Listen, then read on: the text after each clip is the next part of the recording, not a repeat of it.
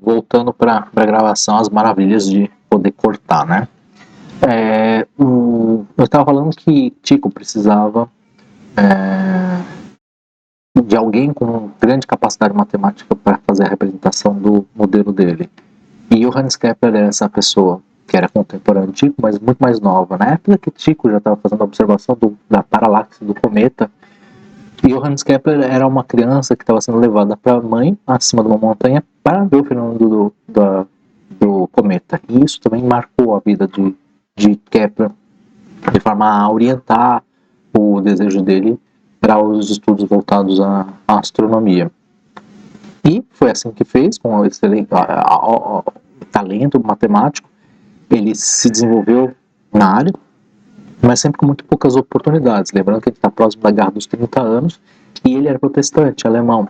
E na época em que então, a Igreja Católica estava combatendo os protestantes. E em aula, para o ensino médio, o equivalente ao ensino médio em Graz, ele fez um desenho que representava, vocês podem ver aqui a representação do que é as constelações do zodíaco, e ele pôs duas marcas, está escrito em latim, mas que seria as posições tangentes, as posições de Marte e Júpiter. E se você notar aqui, tem uns números, que eu não sei como vai ficar na representação da imagem, você vai ver que é de 1, 2, você vai para o lado oposto 3, 4, você vai ver, esse triângulo é um triângulo isósceles progressivo. E reparou que essa figura plana tinha uma questão interessante com o que Arquimedes tinha feito, né? Ele é um triângulo que está inscrevendo uma circunferência e circunscrevendo uma circunferência. Se você pegar o centro da circunferência e traçar até o vértice do triângulo, você vai cortar essa figura, circunferência interna de dois lados, mas você vai ter esse lado que é tangente de um triângulo isósceles. Essa altura que vai da figura que está do centro até a circunferência interna, a gente chama de apótema, né? E a gente pode medir o raio da circunferência grande usando o apótema, que é o seguinte: se eu dividir ela em três partes, como o triângulo equilátero, né, esse ângulo aqui vai ser 2π, que é uma circunferência inteira, dividido por n, do número de lados, no caso 3, que vai ser igual a esse, que vai ser igual a esse. Como esse aqui é 2πn, a gente pode dividir ele pela metade, né? Desculpa, dividir pela metade, que é esse triângulo aqui. Então aqui tem a altura A e lado L2. E a hipotenusa R. Você pega esse π sobre n, você tira o cosseno dele, cosseno de π sobre n, é cateto adjacente sobre cateto sobre hipotenusa. Cateto adjacente sobre hipotenusa, que é AR igual a cosseno de π sobre n. E aí você faz a conta dado o número de lados que você tem. Nesse caso aí você tem 3 lados. Para 3 lados, A sobre R é a distância relativa entre a circunferência interna e a circunferência externa. Se você tomar isso como o tamanho da órbita da Terra, uma unidade astronômica, para Marte, considerando um triângulo, a razão dá perfeita. Assim, considerando R, que é uma unidade astronômica, se você fizer raio superior pelo inferior, ou seja, o raio da Terra em relação ao raio a distância da Terra em relação à distância da Marte, veja a questão, Marte e Júpiter dá 3,467. E Júpiter se dá 1,8. Se você usar essa expressão do apótema, A sobre R, é π sobre n, π você sabe quanto que é. N é 3, então π sobre 3, cosseno de π sobre 3 é o bendito do AR, que é o tamanho relativo em relação ao raio terrestre. Dá muito próximo um do outro. Embora seja dentro de cerca de 6%, quando a gente faz R igual a N sobre 4, dá 1,41, que está meio fora da distância entre Marte e Júpiter. Mas para a distância entre os asteroides, que não era conhecido por Kepler, dá certinho. E ele fez essa conta para diversos outros objetos e não conseguiu o mesmo resultado, mas isso inspirou ele para fazer essa seguinte figura, que aparece no livro chamado Mistério Cosmográfico dele. Eu coloquei lá em 3D aqui, para isso eu uso o Blender para para exibir. Tá aqui a figura em 3D e eu consigo clicar e girar ela com o clique do botão no meio e com o zoom eu consigo ir entrando. O Sol está representado no centro, daí você pode ir saindo da figura e vai seguindo a ordem de figuras que não são mais planas, triângulos, quadrados. Ele percebeu que não dava certo com figuras quadradas, ele começou a tentar figuras que são volumes. E esses volumes, ele tentou seguir a filosofia platônica dos sólidos platônicos. E aí ele montou esse modelo, que é baseado nos sólidos platônicos, octaedro, icosaedro, dodecaedro, tetraedro e hexaedro. Então, seguindo a ordem, fazendo uma esfera para um planeta, fazendo um dos sólidos platônicos, daí tangente àquele sólido platônico interno e externo, você tem outra esfera, e vai avançando aqui, como você pode ver, esfera, esfera, esfera e a figura. E foi medindo a razão entre essas distâncias dadas pelas figuras dos polígonos regulares de Platão com o raio da esfera que continha aqui. Aqui só está sendo representado as circunferências, mas ele representou como semisferas aqui, né? Semisferas. E obteve para o cubo 577, a órbita 572, que é a órbita de Júpiter e Saturno. O tetraedro, o observado e o esperado, as razões 330, 290 para Marte e Júpiter. Dodecaedro, 795 e 658 entre Terra e Marte.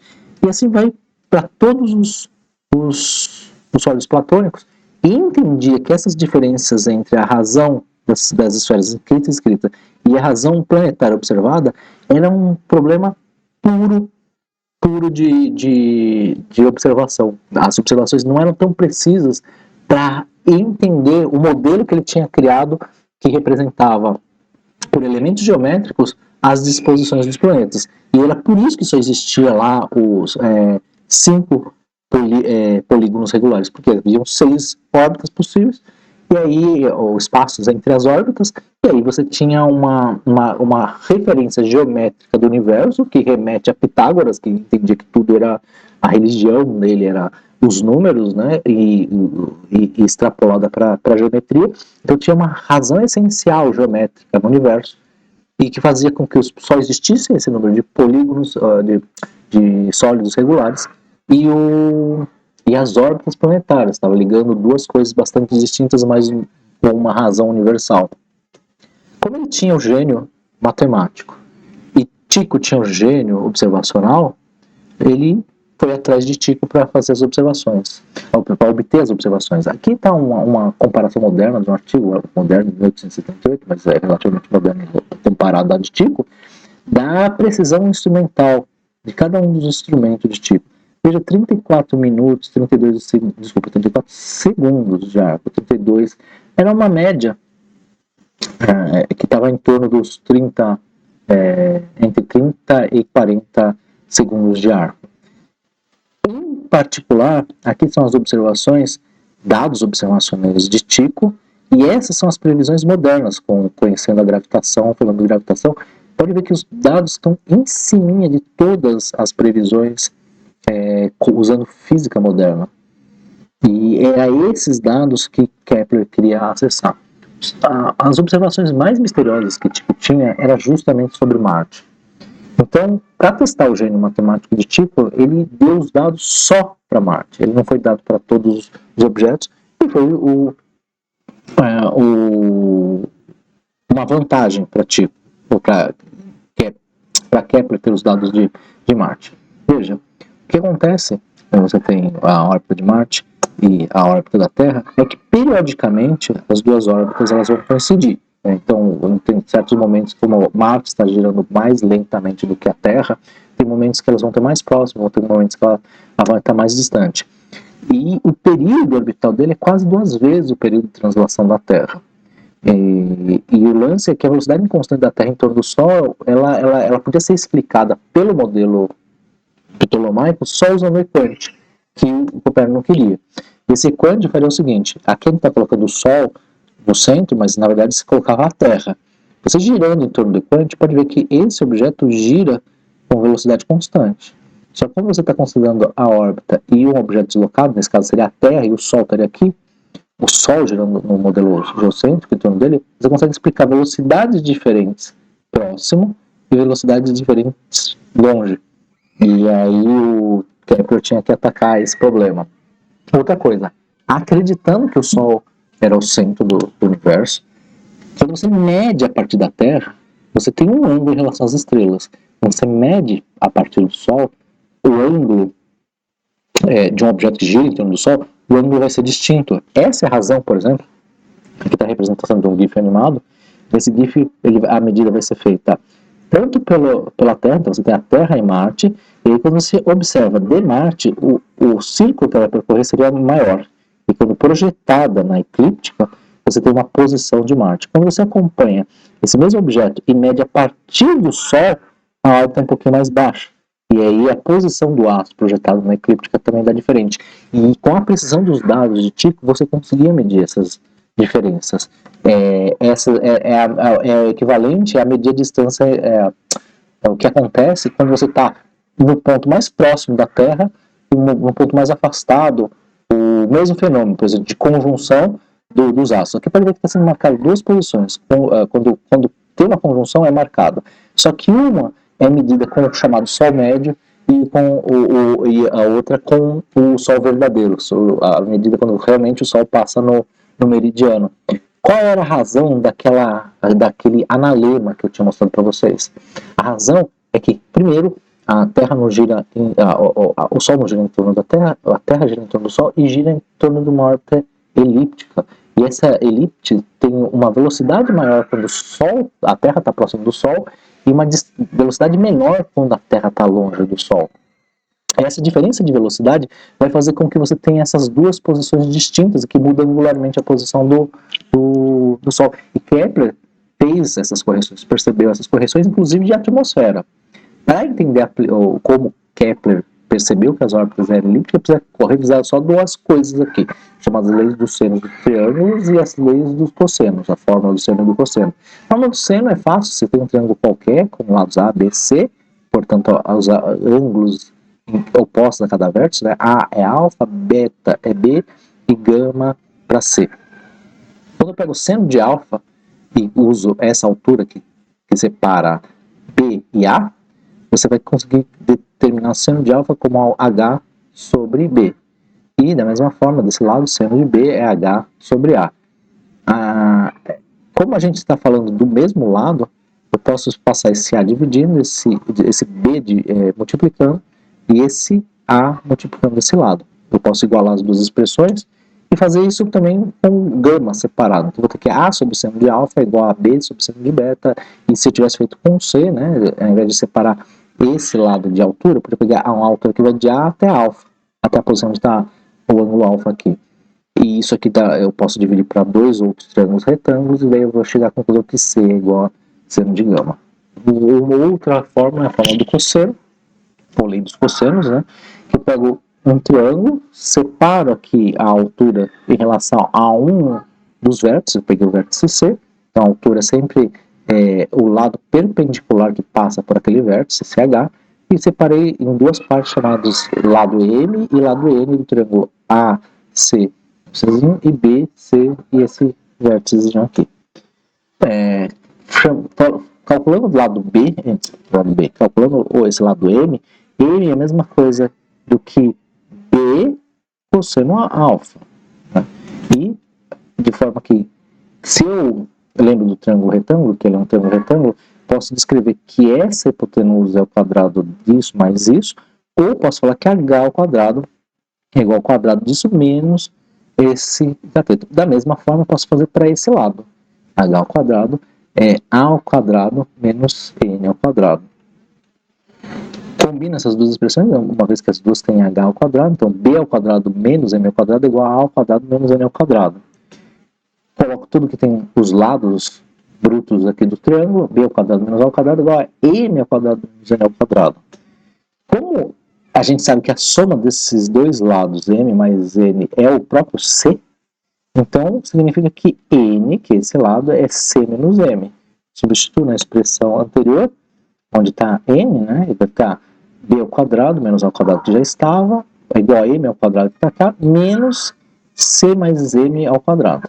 Agora tem uma expressão que só tem m, faço o quadrado dessa expressão, então b menos a ao quadrado é igual a m ao quadrado se repete, menos o quadrado do primeiro, menos 2 vezes o quadrado do segundo, mais o quadrado do segundo termo.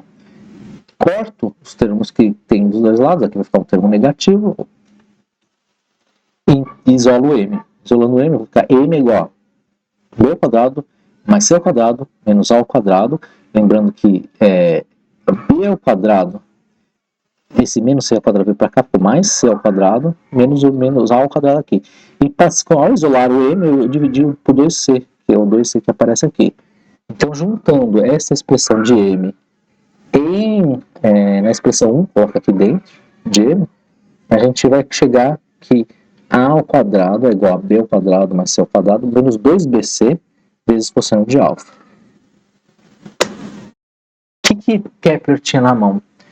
Como Tycho Brahe fez observações por cerca de 20 anos, até a morte dele, ele tinha quase 10 dados, porque o período de Marte é 1,8 anos. Você divide quase 2 anos, então você divide 20 anos de observação por 2 dá 10. Só que o Kepler continuou os trabalhos dele, então a gente tem 12 pontos observacionais, só para Marte.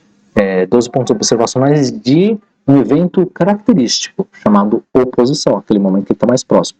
Porque o método de Kepler funciona da seguinte forma. Você tem que primeiro traçar a órbita da Terra utilizando Marte. Você tem que saber qual é o formato da órbita da Terra, porque qualquer formato que tenha a órbita de Marte vai depender de se a sua posição ela é estável, né? E é conhecida. Você tem que subtrair o efeito das distorções da tua órbita para classificar a órbita de Marte.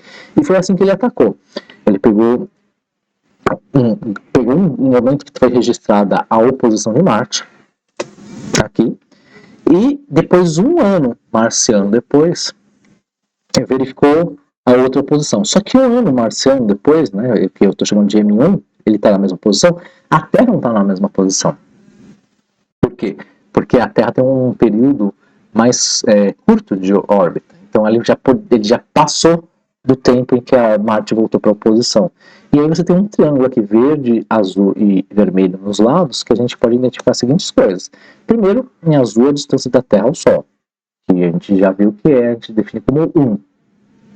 A distância de Terra a Marte, que você não conhece em princípio, e a distância de Marte ao Sol, que você sabe qual é a distância. Na verdade, você sabe que toda vez que Marte estiver nesta posição orbital, sempre vai ser a mesma distância. É isso que você sabe. Então, você pode medir a partir de alguns ângulos, por exemplo, você pega o ângulo gama aqui, que você tem os instrumentos para medir nesse momento o ângulo entre a posição do Sol e Marte, e você pode aplicar a trigonometria, né? Porque esse ângulo alfa aqui, ó, ele tem a ver com quanto tempo passou antes ou depois da observação. É só lembrar o seguinte, quando ele estava alinhado, é um tempo. Depois que ele veio para essa posição, a Terra, ele passou pela órbita de Marte e veio para esse alinhamento de oposição, você sabe quanto tempo passou daqui para cá. Então você pode saber, como você sabe o período da Terra, você sabe quanto é o seu ângulo percorrido aqui. Então você sabe a alfa. Você sabe que é 360 graus um ano, uma fração do tempo é uma fração do ângulo. E por fim, o beta, que é a mesma coisa que 180 menos gama menos alfa. A soma dos ângulos internos do triângulo é 180, então basta subtrair 180 de gama e alfa, você sabe quanto é beta. O importante aqui é que mais um ano depois você verifica onde caiu Marte e a posição da Terra também dá um triângulo geral. E aí você vai determinando como você fixou essa distância da Terra a Marte, sempre que está acontecendo o fenômeno, você está marcando as posições da Terra em diferentes posições orbitais. E você vai complementando isso para cada ano marciano. Para cada ano marciano você faz isso. O que vai acontecer no final do processo? Você tem diversos pontos marcando a posição orbital da Terra em torno da órbita. Basta você usar a expressão, né, a distância dos senos, a distância da Terra a Marte, vai ser sobre o seno de alfa, que você consegue medir com o tempo passado, é igual a distância da Terra ao Sol, seno dividido pelo seno de beta, que é a diferença entre gama e alfa, que é igual a 1, eu estou tomando como referência, falar, ó, vamos assumir que essa posição que a Marte está é fixa, vamos denominar ela de 1, não é uma unidade astronômica, porque a distância do Sol a Marte, mas você vai manter ela sempre fixa como 1, e ver como essas coisas variam. Eu vou colocar em um formato moderno, eu coloquei uma planilha eletrônica, para representar basicamente o fenômeno que estava sendo trabalhado. Óbvio que eu exagerei no número de dados aqui, eu coloquei diversos ângulos aqui em graus, e depois calculei quantos radianos representam, né? E coloquei as posições no eixo coordenado x, y, aqui. Evidentemente não eram tantas observações, nem x e y, mas eu coloquei essas aqui, porque eu não tinha os dados do próprio Tycho. Eu tenho para as de Marte, não tenho para da Terra, mas só para representar a ideia do que era um modelo que o Kepler fazia, porque ele escreveu 900 páginas de cálculos, que são basicamente o que eu quero mostrar para vocês. O que ele fazia? Ele calculava a distância, por exemplo, das observações, quanto é a distância daquela distância da Terra a Marte, para determinar o raio, a distância do raio terrestre, a distância da Terra ao Sol. E aí, basicamente, você pegar essas coordenadas que foram dadas ao longo de diferentes observações, e eu vou fazer termos modernos, né? Talvez, será que eu tenho que... Deixa eu ampliar um pouco, porque eu também não sei como vai aparecer no vídeo. Deixa eu ver se eu amplio, faço um zoom. Ué, não permite eu fazer zoom? Ah, eu tô escrevendo a fórmula. Deixa eu primeiro fazer o zoom.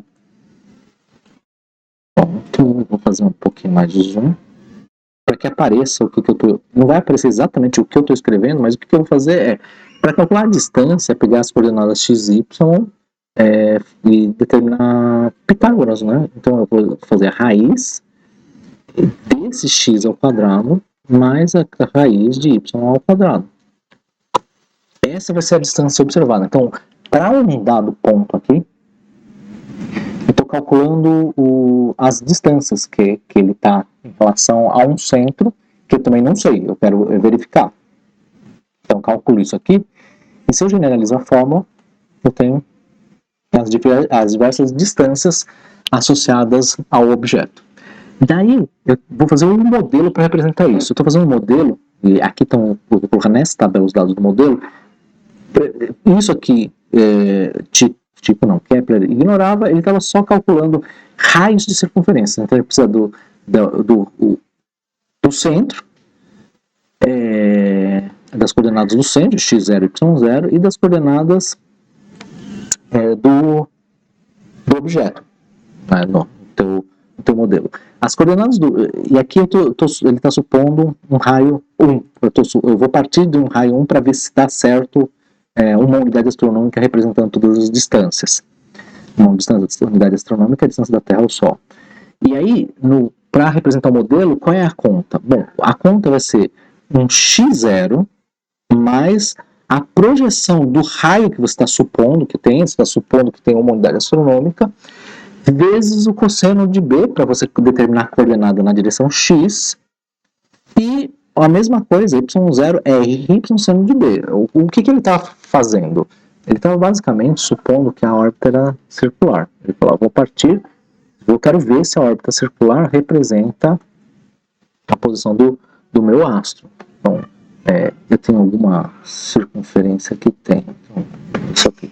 Então, basicamente, você tem uma circunferência, eu posso colocar aqui no modo centro, você está medindo uma posição de um astro aqui. O que você está fazendo? Está projetando isso aqui para o eixo X e projetando isso aqui para o eixo Y. Isso aqui é o que a gente está chamando de XY.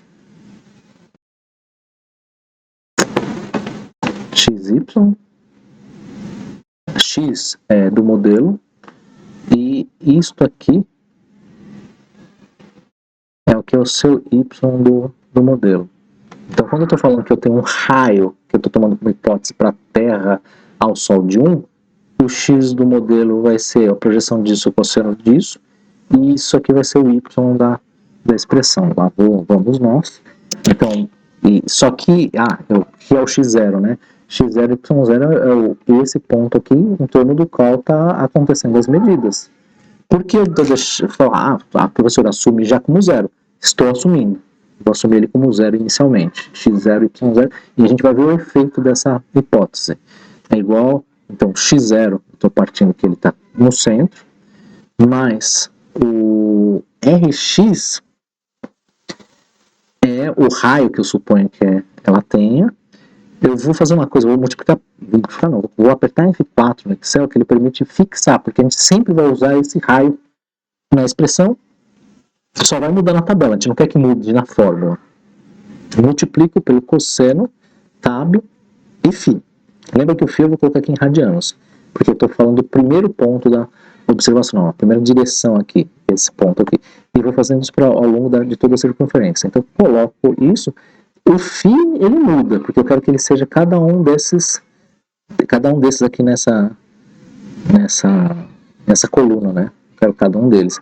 É a única coisa que vai mudar, então, o L8 também fica fixo. Eu quero que ele sempre considere como o primeiro ponto fixo. O F4 ele está dando aqui no modelo que eu esperava. Tem que dar 1 quando eu estou com a projeção no primeiro ponto, mas como ele, vezes o cosseno, ele vai mudando conforme o cosseno. Conforme você vai subindo aqui, o cosseno vai descendo até ser zero, a projeção no eixo X.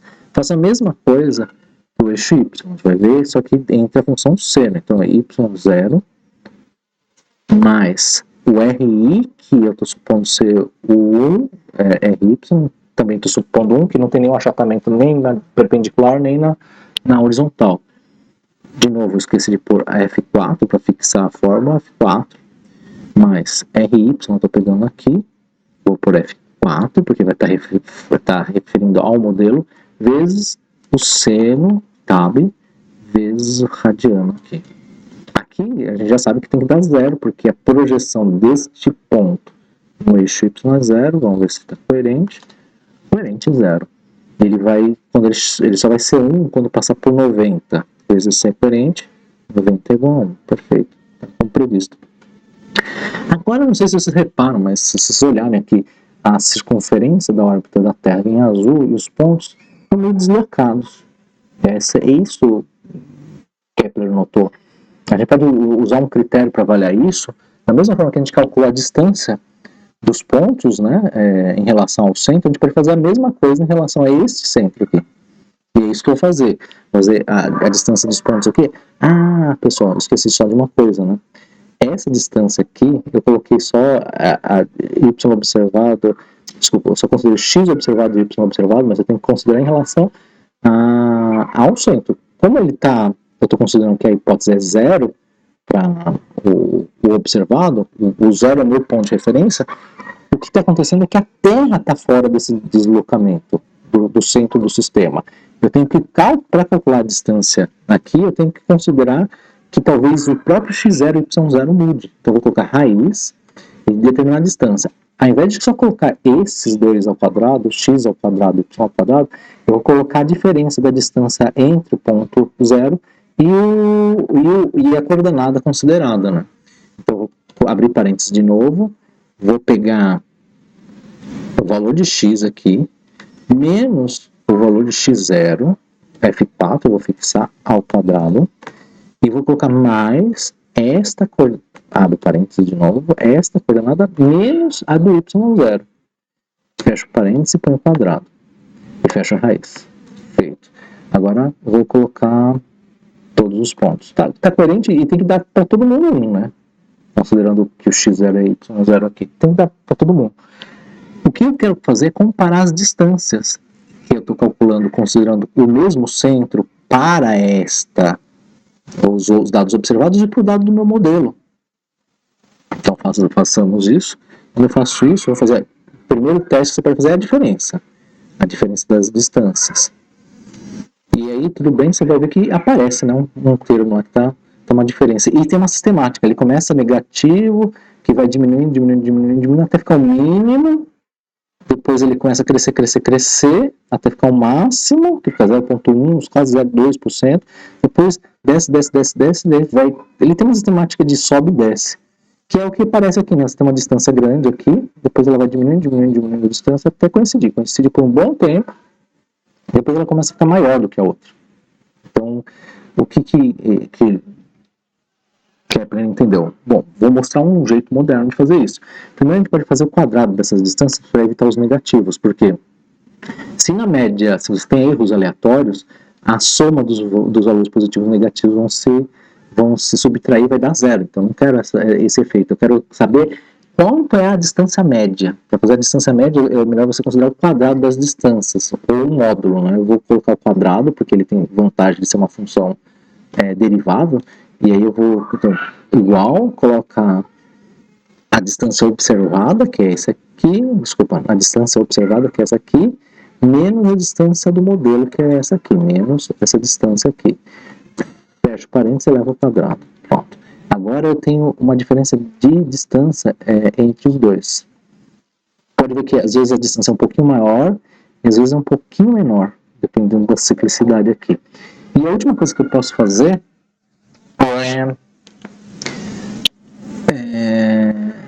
ver como eu fiz essas diferenças aqui. Aqui eu tenho o quadrado dessas diferenças. É isso que eu fiz. Distância, isso, menos, errei. Menos esta distância aqui, que é a distância do modelo. Agora vai, Enter. Pode ver que a diferença entre as distâncias é bem pequena, mas parece que existe. O que eu vou fazer é arrumar um jeito para sistematizar e colocar todas essas diferenças num único valor. Eu vou fazer a soma e tirar a raiz dos dois, porque daí eu tenho é como se eu tivesse, quando eu somei cada uma dessas distâncias, né, e extraio a raiz dela, daí eu tenho um valor da distância total somada, né, para saber se ela é grande ou se em outro modelo ela diminui. Quando eu faço isso, eu vou somar. Não, primeiro eu vou fazer raiz, e daí eu faço a soma e pego cada uma dessas, quer dizer, toda essa coluna. Tá, eu esqueci de fechar a fórmula, deixa eu fechar, ver se ele fechou. Soma, muito bom, ele fechou certinho aqui, beleza. E o lance é, o que você pode fazer para tentar aproximar esta circunferência desses pontos? Porque o ponto é observado, a circunferência é o teu modelo. Você pode mudar. Eu estou vendo que ela está deslocada na direção X, você vai mudando X. Se eu mudo para 1, o modelo vai lá para longe. Então a gente sabe que não tem uma diferença de uma unidade astronômica. Muito bem, tem que ser uma fração da unidade astronômica. Quanto a essa fração, é fácil você tentar entender. Vamos tentar colocar com 0,1. 10%. 10% avança muito para a direita, ainda não é. Tenta 5%. 5% é 0,05. 0,5. Ainda não deu, mas se aproximou mais. Tenta 0,01. Veja o que vai acontecendo com o número aqui, quando eu vou aproximando. 0,01, 0,01. Aqui deveria estar a soma desses valores mudando conforme eu faço isso. Mas visualmente você já consegue ver que a diferença para um valor 1% coincide melhor do que a anterior. Eu vou colocar uma coisa entre 0,02 e ver se piora. 0,2. Parece que melhorou, mas ainda está fora. Isso aqui deveria estar sendo atualizado, porque toda vez a distância está mudando. Essa diferença de distância deveria estar mudando. Deixa eu ver se eu calculei ela certa. Ela é essa distância, sempre está certa, porque está sempre medindo em relação ao centro. Então está certo, x0, y0. Essa diferença é esta menos essa, tá certo?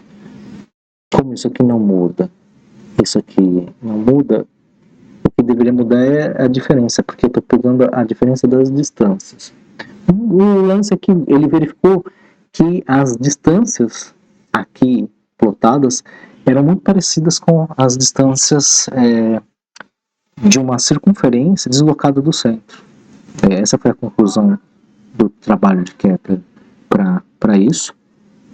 Você pode ver que isso aqui é um desenho do livro lá do Kepler, que mostra uma circunferência levemente deslocada.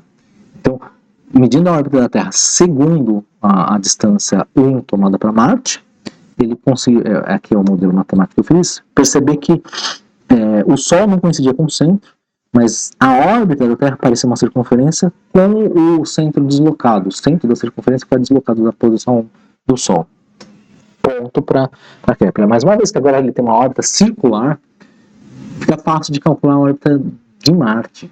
Porque daí você sabe descontar o quanto a Terra está deslocada em relação a Marte. Qualquer diferença orbital, que não vai ser nenhuma, porque a distância é sempre a mesma da Terra, não se deve à Terra, se deve a Marte.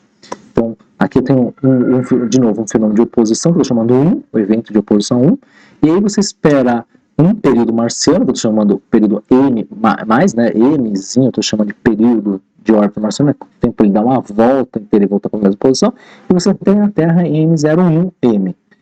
Aí, ao invés de você ficar esperando que a Marte volte para a mesma posição, você faz com que você acompanha onde ele vai estar um ano depois. Porque nesse triângulo aqui, você tem a distância Marte-Sol, vermelho, distância Terra-Marte, em verde, e distância Terra-Sol, em azul.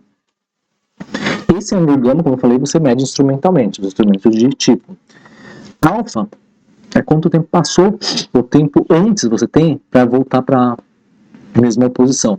E aqui o beta é a diferença entre os dois ângulos em relação a 180 graus. A soma dos ângulos internos é 180 graus, então beta vai ser 180 menos gama menos alfa.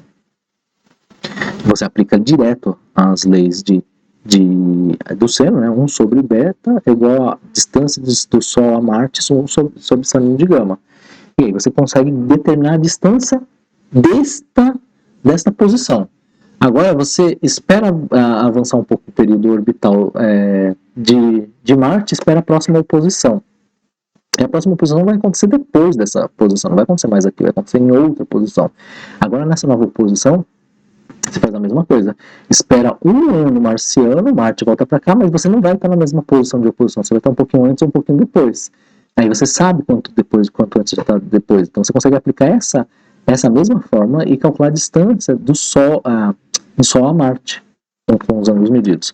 Aí esse é o DSM-2 que eu estou chamando. Agora você espera mais um ano marciano, desculpa, não um ano marciano, você espera a próxima oposição, e na próxima posição ele já está em outra posição no céu, está aqui em Marte oposição 3 e a Terra oposição 3.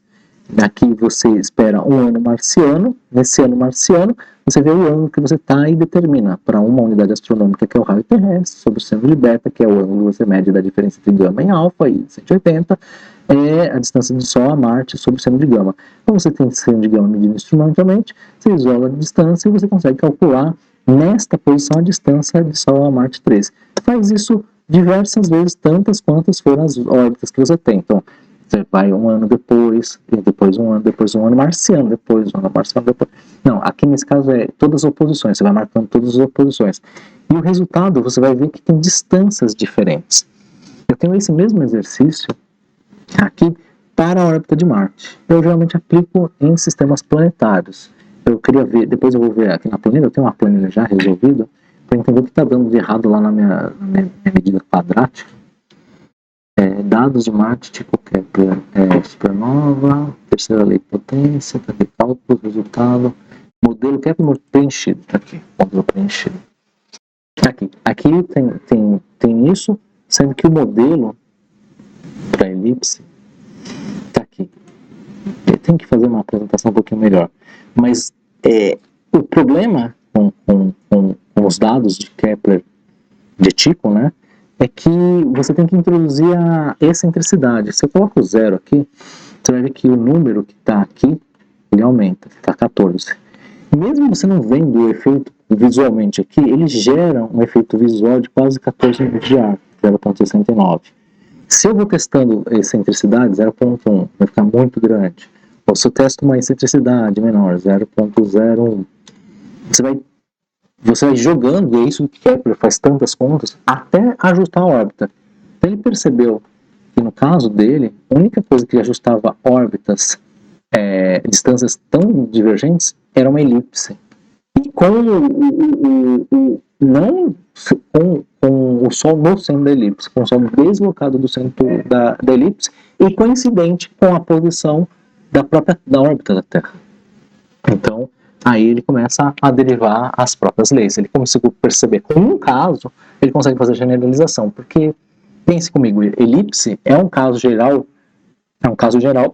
de uma forma geométrica cuja circunferência é um caso específico.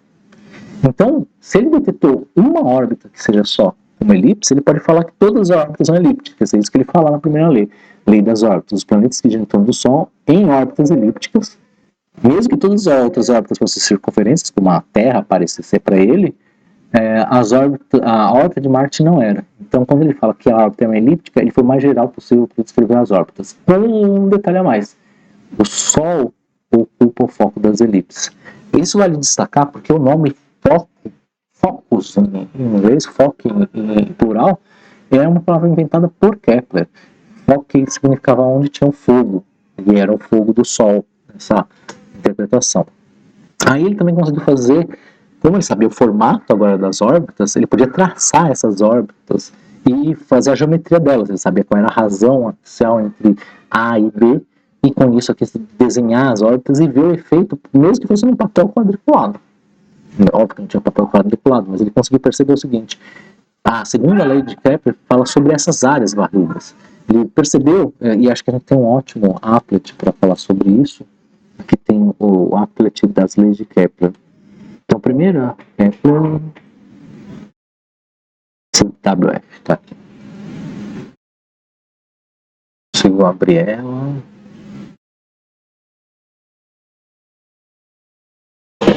Torcer para que funcione. Funcionou. Deixa eu só fechar isso aqui, porque o que interessa é o applet. Olha aqui é o applet, mas eu não consegui abrir. Deixa eu fechar e abrir de novo. Kepler. Deixa eu ficar com isso aqui. Tab. Só queria fechar esta de novo, ver se funciona. Não funciona nada. Não permite.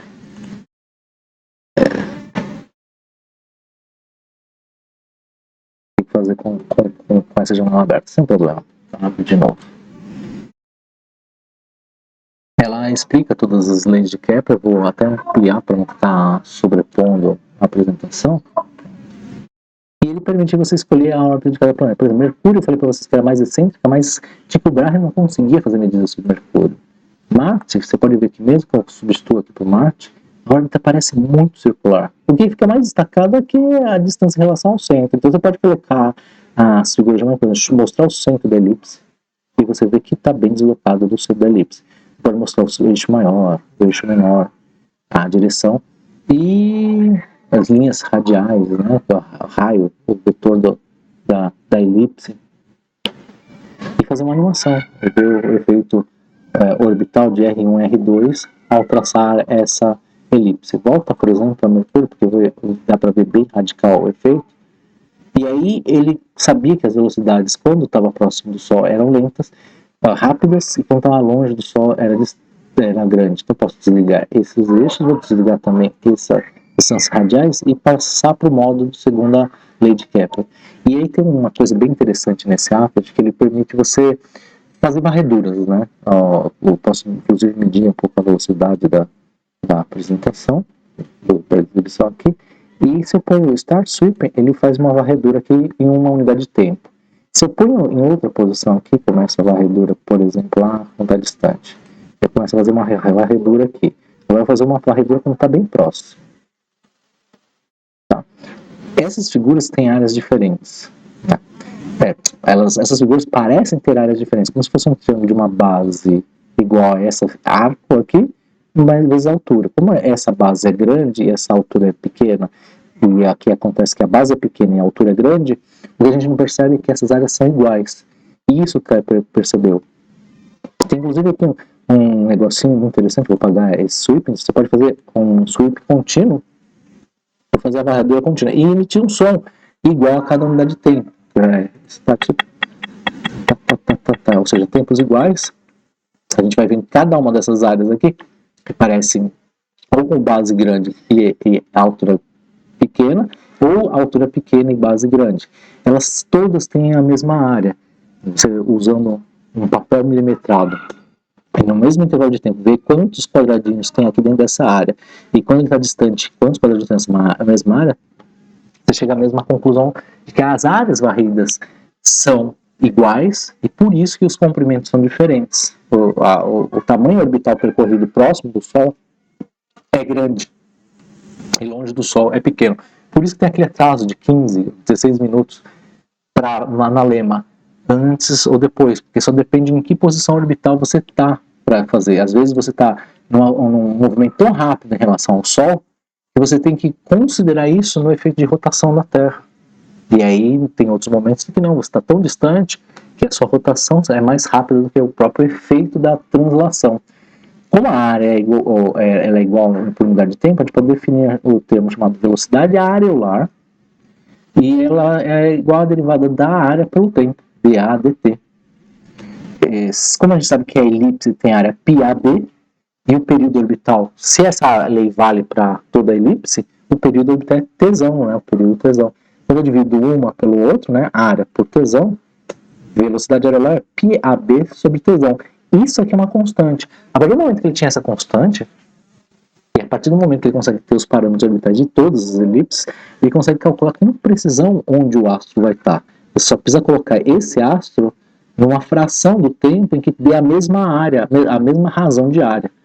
O lance é que você não vai percorrer arcos na elipse, vai percorrer áreas iguais. E aí você, em tempos iguais. Ou, nos tempos proporcionais, você considera as áreas proporcionais, e aí ele conseguiu determinar com precisão a posição, por exemplo, conseguiu determinar com precisão os trânsitos de Vênus, previu o trânsito de Vênus, e quando ia acontecer, e com erros assim, de poucas horas, coisa que nunca tinha sido calculado previamente, só tinha mostrado para vocês o modo de cálculo das eclipses. Essa é a terceira lei. Só que ela fala uma coisa interessante, ela fala sobre raio orbital, né? O raio orbital médio. Como é que define o raio orbital médio? E aí é importante para você entender a terceira lei de Kepler e a relação delas com as elipses, né?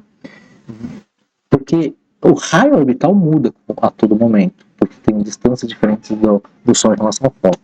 O método de calcular isso é você considerar a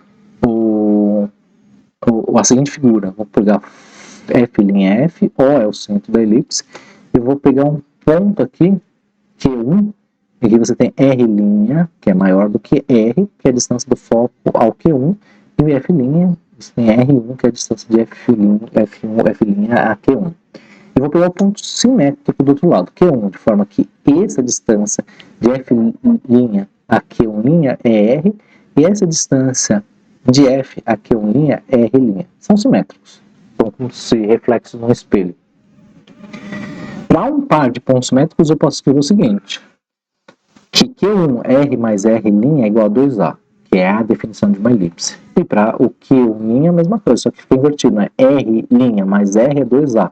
Como é simétrico e a soma ela é associativa, você pode fazer ela em ordens diferentes, só fazendo a soma dos dois lados, R mais R', que é o primeiro lado aqui, mais R' mais R, que é esse lado, vai dar 2A mais 2A, que a gente sabe que é 4A. Não fiz a soma desse lado para enxergar a seguinte coisa.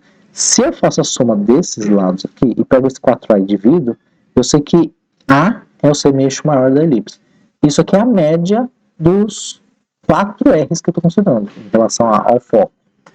Se eu fizer isso, extrapolar, então, nesse caso, R1, que eu vou chamar esse valor de R', R' e R dividido por 4, vou chamar de, para esse par de Q1, Q', a distância média deles. Seja, considerando esse ponto ou esse ponto, é a distância média para esse ponto. Agora, generalizo para todos os pontos de pares simétricos. Eu vou poder escrever aqui para Q1, Q1', R1 é A. Para Q2, Q2', R2 é A. Para Q3, Q3', RA é também. Para N, QN, Q', Rn, raio do enésimo ponto que você está considerando é igual a A. Então, no final das contas, quando você soma todos os lados esquerdos aqui, R1, R2, R3, R4, até Rn, vai ser igual a soma de N vezes o semeixo maior, Na. Passa esse N dividido por esse lado, o que você vai ter? R1 mais R2 mais R3 mais R4 mais R infinito até Rn, dividido por N, que é a definição de média. O que é média? Média é você pegar a soma dos números de elementos e dividir pelo número deles. Ou seja, o raio médio é o semi-eixo maior. Essa é como Kepler vai descrever a terceira lei de Kepler, né? Ele vai descrever dessa forma. Na verdade, não dessa forma. O que a gente conhece quando a gente aprende lá no Física 2 é que o curvo do semi-eixo maior é proporcional ao quadrado do período, né? Ou seja, essa lei, que foi conhecida como lei harmônica, o quadrado do período de qualquer planeta em torno do Sol é proporcional ao cubo da distância média do planeta ao Sol. Ela, na verdade, não foi descrita assim. Considera que o planeta com semi-eixo maior A e período T. Então, vale essa lei. A ao cubo é igual a KT quadrado. Considera um planeta aqui como se fosse a Terra, T'. Ele tem o semi-eixo maior A', e o período T'. Então, A ao cubo é igual a KT' ao quadrado. Na verdade, quando Kepler escreveu, é uma junção dessas duas, porque ele não tinha equações algébricas, ele fazia razão entre grandezas de mesma dimensão. Então ele via que a razão entre os cubos dos semi-eixos maiores era igual à razão dos períodos ao quadrado. E só, como não tinha equações algébricas, ele sabia comparar, ele só podia fazer razão de banana com banana, laranja com laranja, abacaxi com abacaxi. Então ele só fazia razão dos dois períodos. Quando ele colocava uma dimensão espacial ao cubo, que remete aos volumes que ele tinha suposto naqueles primeiros trabalhos dele, dividido pelo período aos quadrados, que é o resultado observacional das órbitas dos planetas, ele viu que elas são iguais. Daí percebeu isso, um conceito que ele associou de harmonia. Uma primeira vez que nas leis da física você mistura dimensões e enxerga alguma coisa. Se você considera A' como uma unidade astronômica e T', como um ano, essa forma vai ficar assim, ó, A ao cubo é igual a T quadrado, sendo K unidade astronômica ao cubo, ano ao quadrado. Veja que você tem uma grandeza com dimensões. Ele não se percebeu disso, mas veja que, em termos modernos, isso aqui é uma lei de potência, né? Eu posso isolar o T, o que você vai ter? 1 sobre K elevado a meio é igual a A elevado a 3 meios. É só você passar o 3, né, como 1 sobre 3, ou dividir os expoentes das duas potências, 1 sobre 3. Aí, na verdade, nesse caso, como eu isolei o Tzão, é só dividir por os dois membros dessa expressão por meio. Então, meio vai ficar 1 aqui, aqui vai ficar 3 meios, que é esse 3 meios. Mas o K, que passou para lá dividido, vai ficar K elevado a meio, 1 sobre K elevado a meio. Isso é uma lei de potência. O A, ele cresce, porque você pode ver que é 3 meios, positivo, com um período. Quanto maior o semi-eixo maior, mais tempo o objeto leva para dar uma órbita completa. Fica mais fácil de enxergar isso se a gente fizer o gráfico da seguinte forma. Como é que representaria T, período, e o A, o raio médio da unidade astronômica? Aqui também no Applet tem um resultado interessante. Eu posso parar o Erase Sweeps e ele permite você colocar o gráfico da terceira lei. Da terceira lei, especificamente para esse objeto. Mas eu posso mandar colocar o sistema solar inteiro, ó. Show Solar System Orbits. Quando eu coloco aqui, eu só estou vendo Marte aqui, vou mandar para ele para uma órbita bem externa, por exemplo, Plutão. Agora eu ponho todos os pontos aparecem e fica em cima dessa curva. Ela é um pouquinho mais acentuada com o quadrado, né? Porque 3 dividido por 2 é 1,5, então ele está entre 1 e 2. Então a curva é um pouquinho mais aberta, mas com uma curvatura. E aí nesse caso, então a curva que a gente veria é uma curva crescente assim, mas você pode fazer uma coisa que astrônomos vão começar a fazer, especialmente depois da Idade Média, com a descoberta dos logaritmos.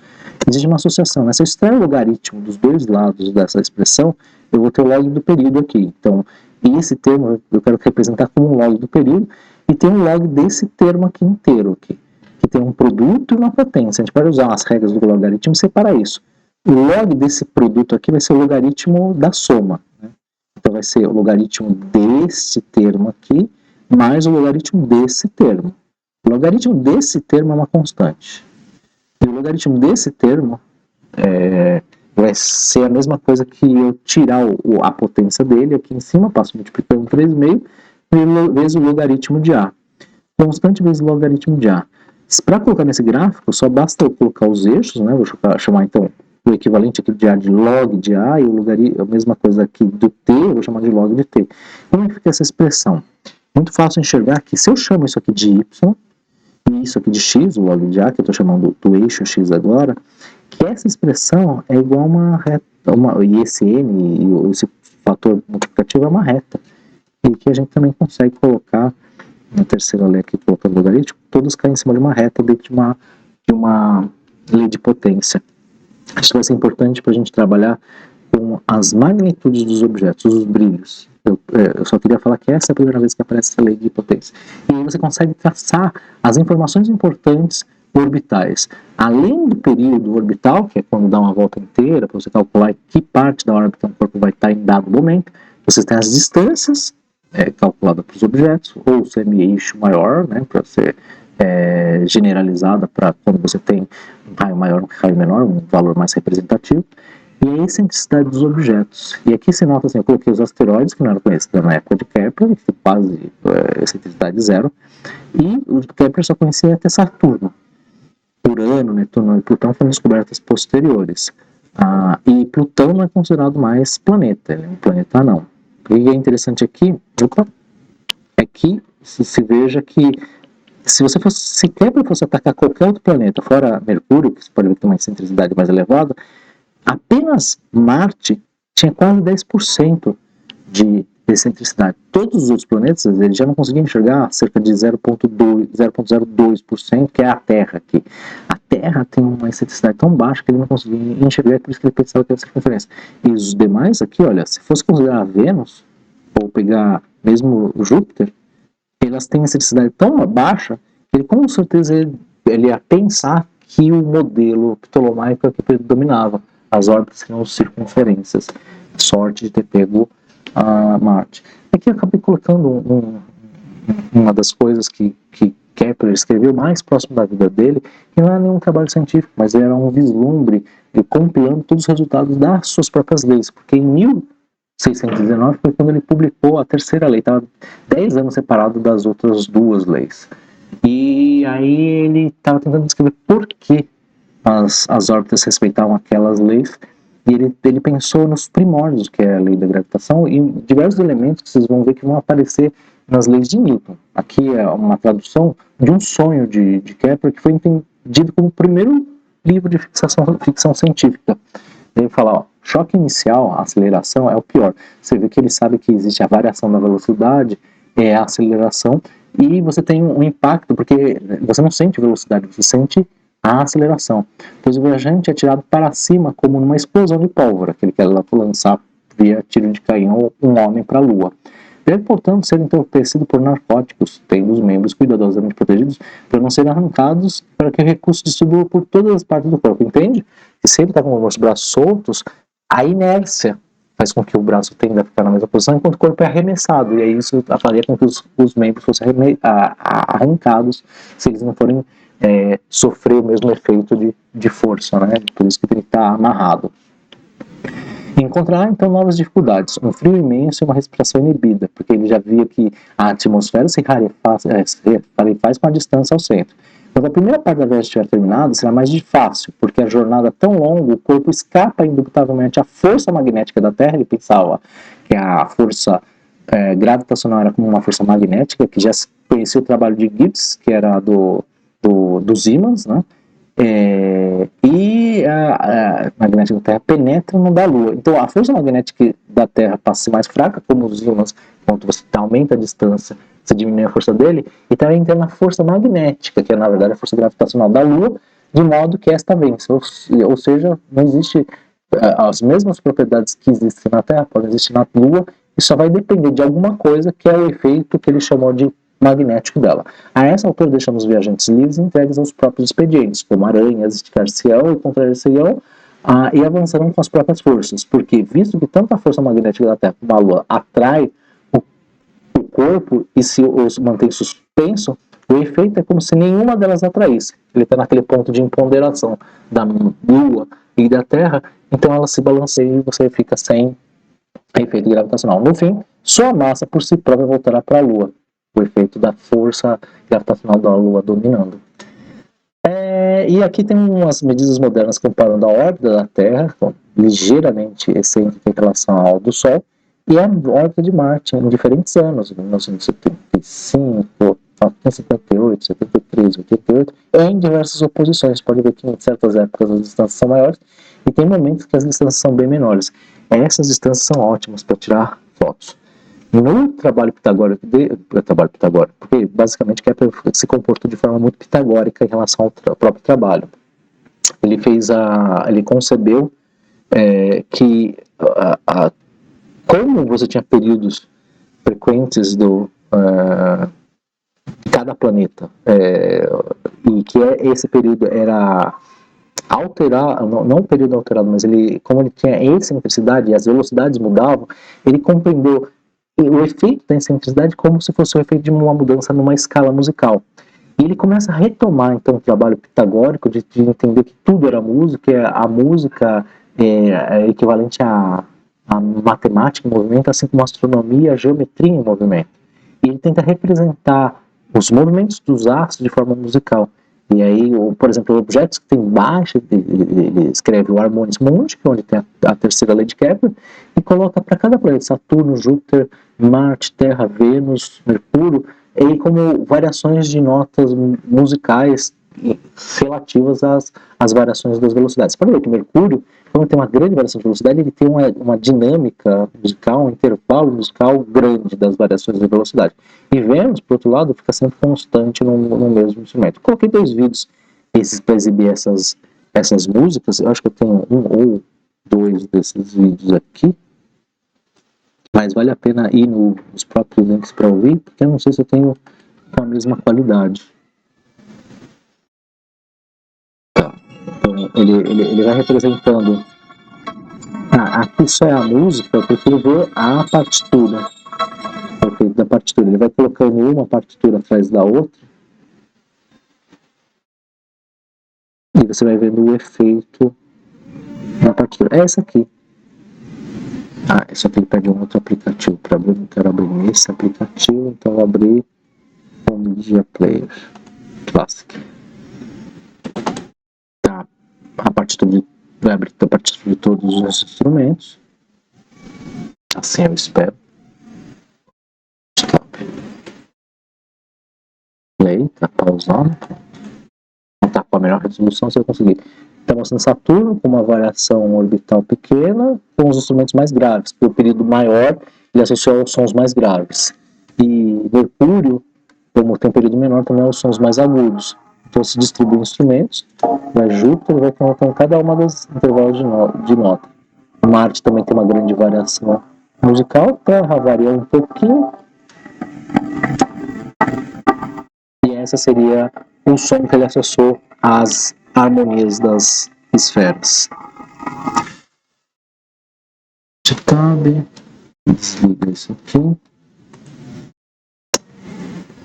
Aqui está só, estou falando que ele poderia associar qualquer intervalo, só fazendo com que, uma vez que você defina Mercúrio como um intervalo conhecido, todos os outros intervalos são relativos e proporcionais a aquele intervalo.